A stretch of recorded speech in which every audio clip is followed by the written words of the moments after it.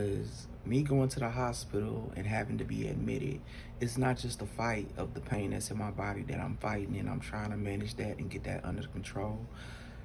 It's like sometimes I feel like I'm an actor and I'm taking on a role.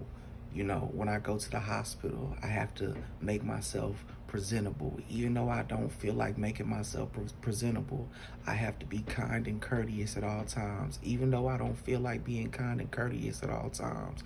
And then I have to face this big old wall when I go to the hospital, and that wall is racism. I have to face this big old wall when I go to the hospital, and that wall is stereotypes. You know what I'm saying? Like people looking at me like I'm an opiate addict. So I can't really say what works for me and what works for my body because that nurse or that doctor may think all I want is opiates. It's crazy.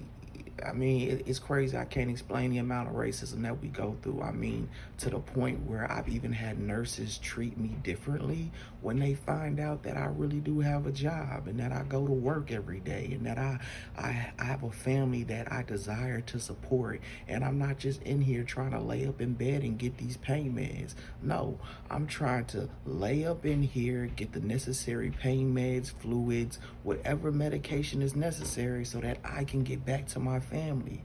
But I don't have that luxury of having a bad day in the hospital. When people walk into my hospital room, I have to be kind and courteous. And let me just set this straight. You should always be kind and courteous in whatever space that you are. In whatever space that you are.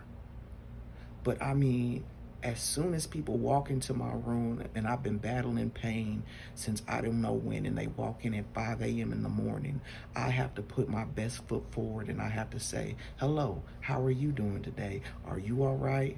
While you're poking and prodding me with needles, I have to put on my best face when my pain is at a 10 and I can hardly stand it and the medication that you're giving me isn't working.